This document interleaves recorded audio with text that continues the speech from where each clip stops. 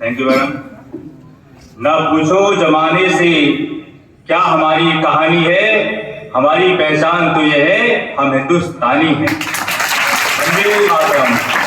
सम्मानित मंच, शिक्षकगण, शिक्षिकाएं बहनें, शिक्षक साथीगण, प्यारे छात्रों, ये बहुत ही हमारे लिए सौभाग्य की बात है कि आज आजादी के इन पलों में हम सुखद सांस ले रहे हैं। उन स्वतंत्रता सेनानियों के द्वारा, उन हमारे वीरांगनाओं के द्वारा, उनके संघर्ष के प्रतिफल हम यहाँ बैठे हुए हैं, सांस ले रहे हैं। ऐसा आभास करें, महसूस करें, उनकी कल्पना करें कि किस प्रकार से उन्होंने अपने संघर्ष को जीता था और अंग्रेजों के सामने अपने घुटने टेके नहीं और उनको दांते चले चला दिया था।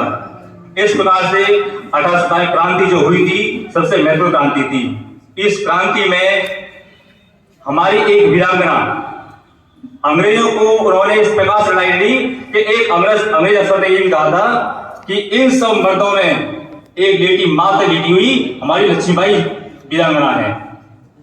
इस प्रकार से जिस प्रकार सर ने पहले बता चुके हैं इतिहास कैसा हमारा रहा है, किस प्रकार आजादी लड़ी है, किस प्रकार हमारे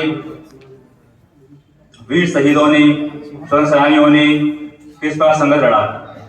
1857 क्रांति के समय बात जाती है कि लड़ते लड़ते आगे हम बढ़ते हैं, तो इतनी समस्याओं को सुलझने के बाद भी, समस्याओं को झेलने के बाद भी हम लोगों ने कभी अंग्रेजों के सामने अपने घुटने नहीं टेके।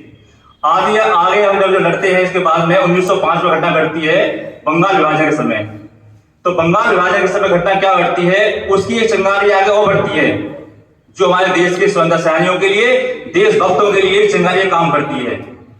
अब आगे करते हैं, आगे बढ़ते बढ़ते इसमें आगे आते हैं जब गांधी जी 1916 में आए थे भारत में, तो उन्होंने अपना संघर्ष लड़ा, सत्याग्रह किया।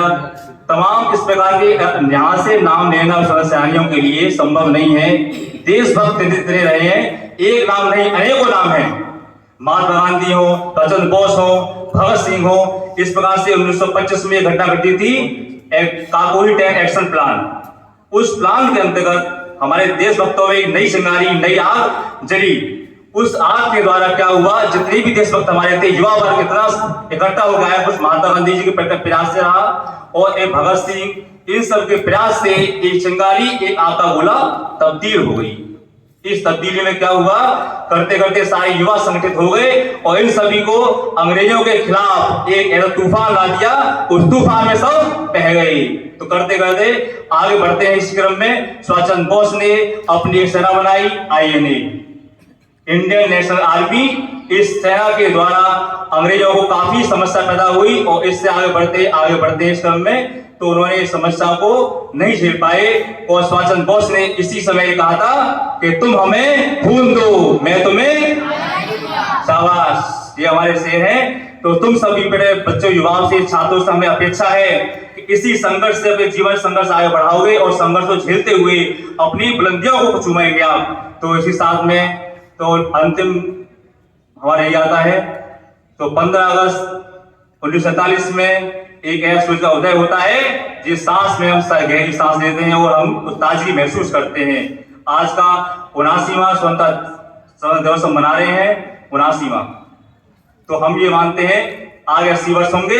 इसका मतलब 80 वर्ष का बूढ़ा नहीं, 80 वर्ष का जवान देश है हमारा। ये कैसा है, जवान देश है। इसी प्रकार से मैं अपनी वाणी को विराम दूंगा।